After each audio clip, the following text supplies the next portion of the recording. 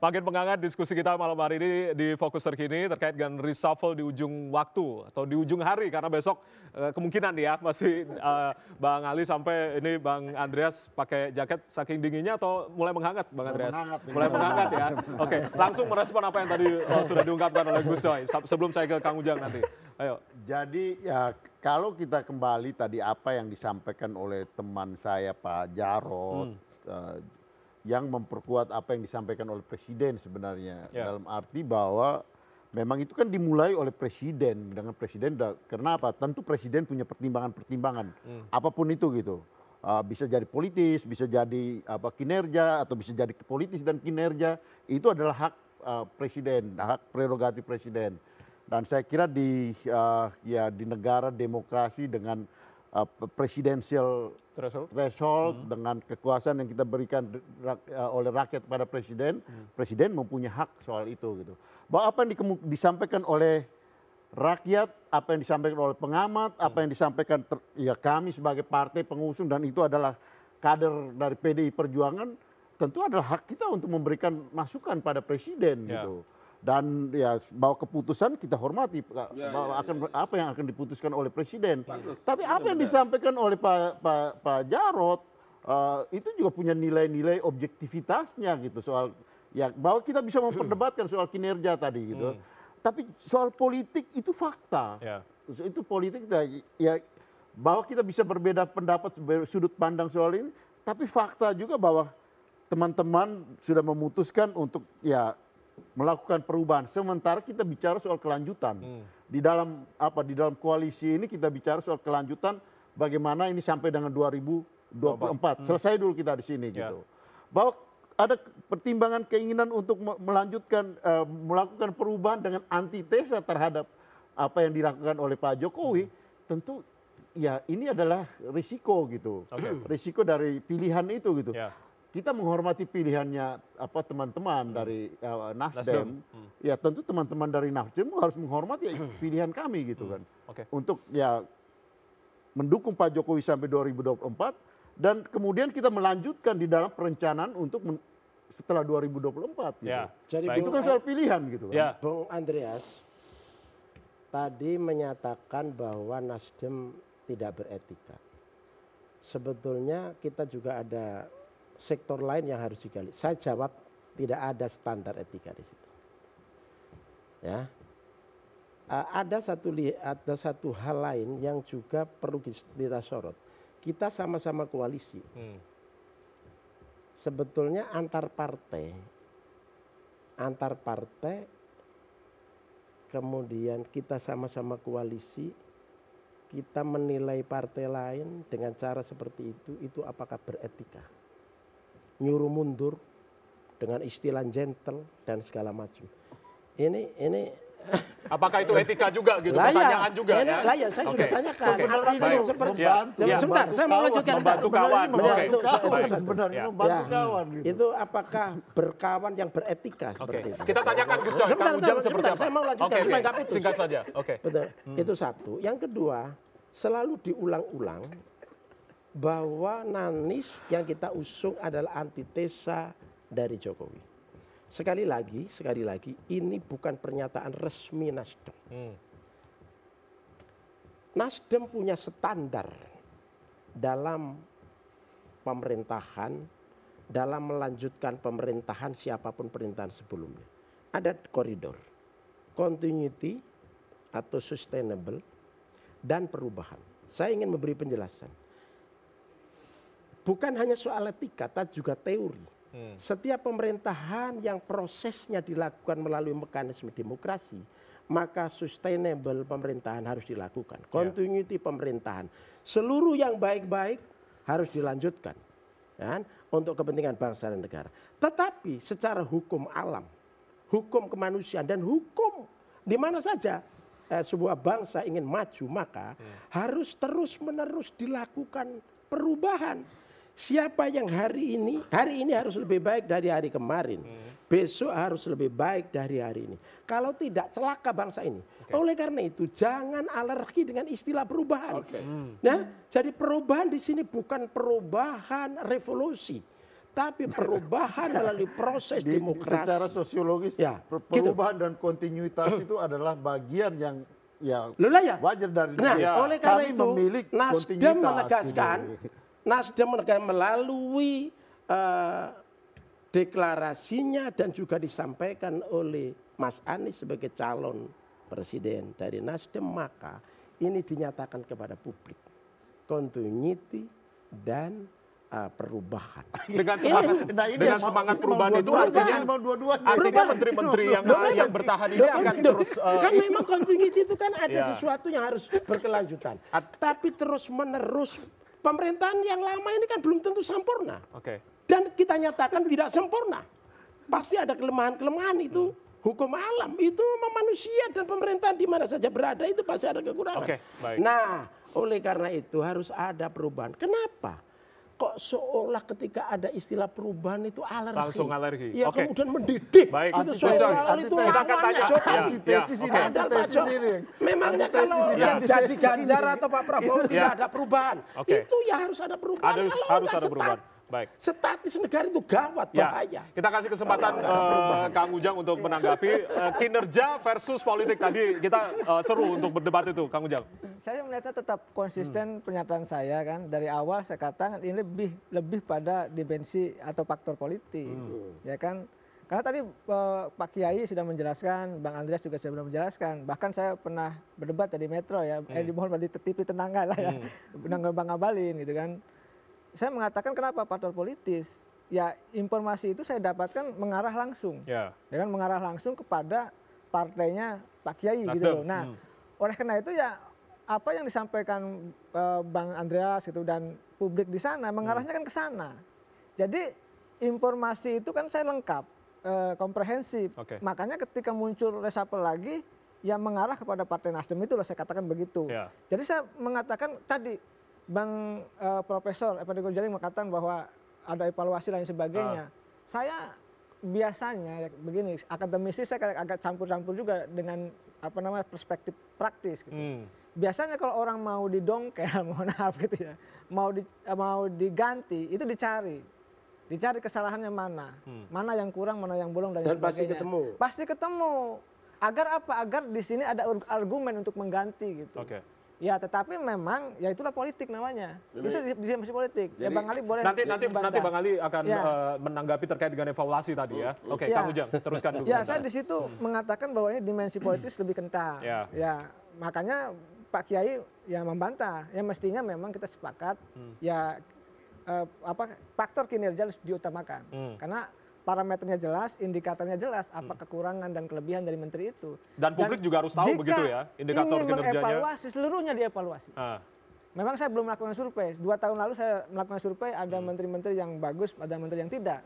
Ketika itu juga saya memberi masukan ke Pak Jokowi dengan berbagai macam media ya. Ternyata didengar juga, ada menteri-menteri yang minus, diganti juga oleh Pak Jokowi. Ya tentu saya terima kasih. Nah, tapi dalam hari ini saya tidak melakukan survei.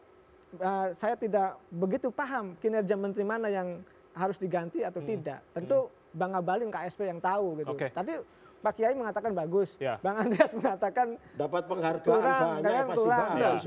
Kalau saya lihat, yang tidak perlu alergi dengan kriteria politis gitu. Karena jabatan politik gitu.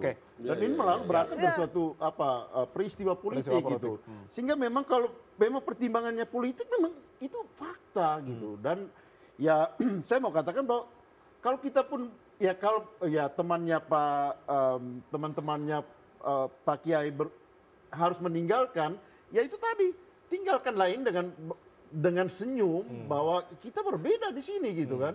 Kenapa harus khawatir dengan perbedaan ini gitu? Bahwa itu soal pilihan gitu. Harus legowo artinya? Ya kalau legowo itu itu hak masing-masing gitu.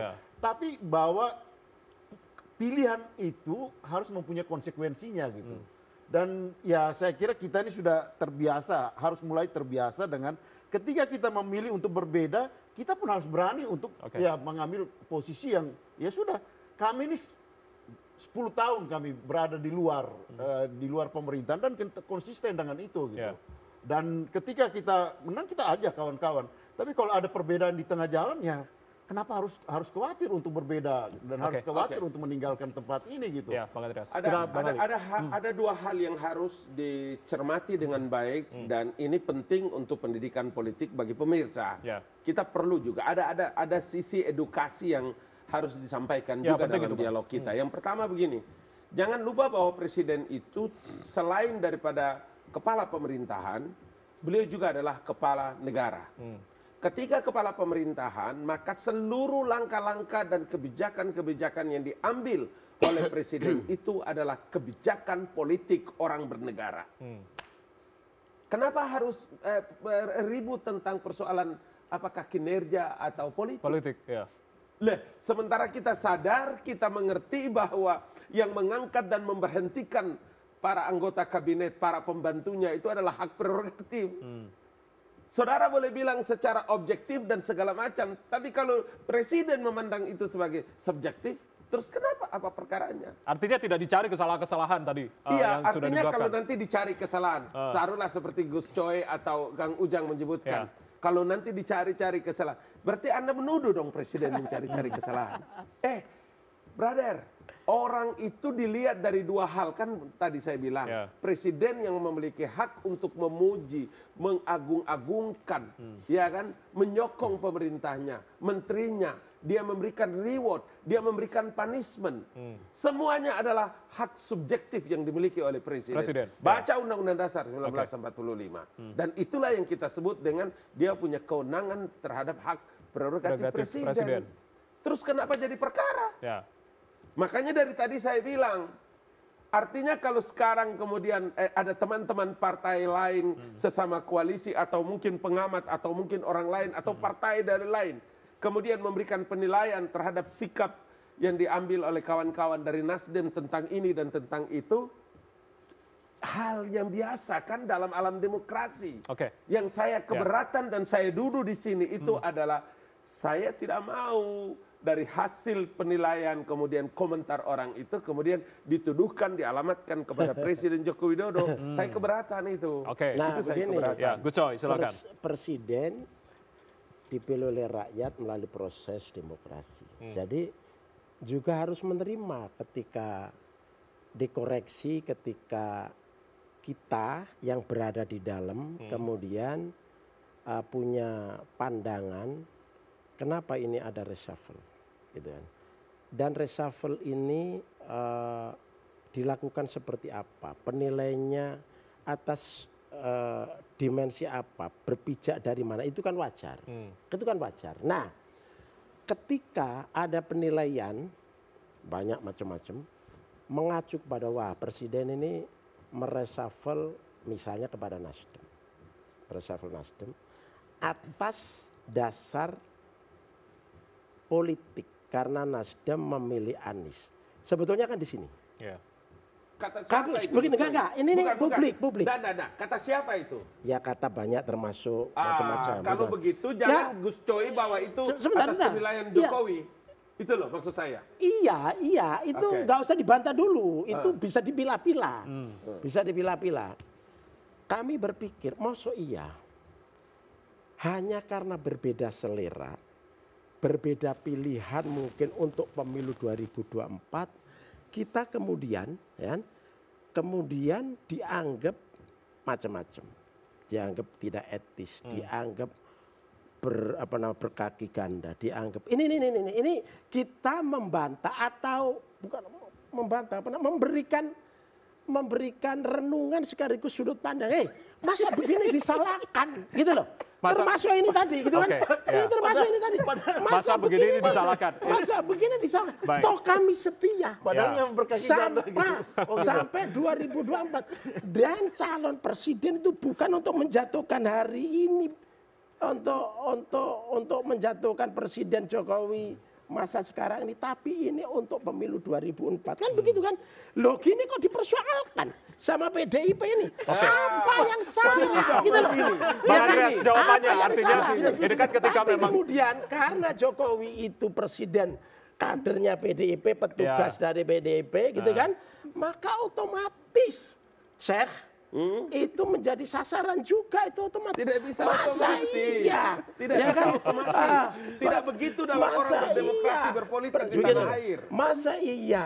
Tidak boleh Gus Coy bilang otomatis. Presiden, Jangan. ya mampu dipengaruhi oleh PDIP Saya model dari kayak awal kan begini. bilang, Itu, pernah itu. kan Itu saya satu. berdialog juga dengan Gus Ya, Coy kan. nah, itu dulu Saya satu. kan pernah bilang Ya. bahwa presiden tidak akan punya pengaruh. Siapa saja boleh Ya. memberikan pandangan. Oke. Tapi ingat presiden memiliki Saya hak lanjutkan. independensi. Yang kedua, Itulah. saya ingin tegaskan kembali dan kita sepakat bahwa presiden memang punya hak prerogatif. Ya. Oke, monggo. Tapi sekali lagi presiden jadi presiden bukan ujuk-ujuk. Ada proses politik, ada hak pengusung. Meskipun itu tidak tertulis, tapi itu mengandung makna, mengandung substansi. Ada di situ sejarah. Tapi ini sekarang ada kalau yang moral. tidak Sebentar. tertulis dituntut oleh... Enggak, ini mengingatkan.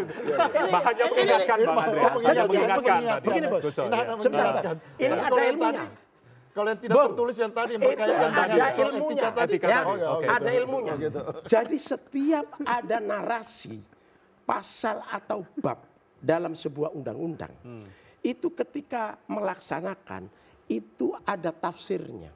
Ya, Ada ya, oke. tafsir gramatikal, apa adanya Ya. dilaksanakan. Ada tafsir historis. Jadi ada sejarahnya. Pasal ayat seperti ini sejarahnya seperti apa? Ada historis, ada sosiologisnya. Bagaimana proses sebelumnya, melibatkan siapa saja. Tapi ada juga jadi realita faktualnya. Ketika ini dilaksanakan harus mempertimbangkan faktor-faktor ini. Ya, faktor-faktor ini meskipun dari partai ini sudah mewakafkan, saya tidak tahu ada istilah wakaf apa tidak, tapi itu istilah yang top Oke. lah gitu kan. Ya. Sudah dikasihkan. Ya. Itu tidak otomatis lepas sama sekali, tidak ada kaitan. Tetap ada faktor historis, tetap ada faktor sosiologis, tetap itu Baik. dong meskipun itu Gus tidak Coy. tertulis. Ya. Memang begitu dalam melaksanakan Oke, undang-undang. siap. Ada juga Siap. realita. Saya akan tanya ke Kang Ujang. Kang Ujang, ini Itu yang terkait saya dengan... Termasuk ada tadi. realitas. Ada realita, Oke. ada realita. Tapi mananya dimenangkan. Ya, justru Ya, itu dimenangkan, sekarang. mempertimbangkan inilah Itu makanya sebabnya supaya saya kebijakannya bilang, Pak. menjadi arif. Itu sebabnya saya bilang di parlemen itu adalah representasi partai politik. Ya. Kenapa dia harus berkoalisi untuk mengawal jalannya pemerintahan? Kenapa itu? Makanya dia disebut eksekutif. Dan parlemen itu menjadi eksekutor. Dia menjadi legislasi. Dan pemerintah itu menjadi eksekutor. Dalam rangka hal apa? Partai koalisi mengawal jalannya pemerintahan. Kenapa begitu? Iya, karena orang-orang partai politik yang hebat-hebat itu telah diminta oleh presiden. Dan begitu dia menjadi anggota kabinet, urusannya sudah beda itu Bapak. Baik. Begitu kan pelajaran politik orang berdemokrasi di negara-negara maju, bukan? Ini menjadi Ya, pembelajaran tapi untuk kita tentunya. semuanya tetap terkait. Semua tetap terkait. Singkat saja Gus Coy, karena Ya. waktu kita singkat, silakan. Ya Oke. sudah, apa? Ya, apalagi? Enggak, tadi akan menambahkan kan dari Bang Ali, silakan. Ya, Singkat memang saja. debat ini nggak selesai. Ya.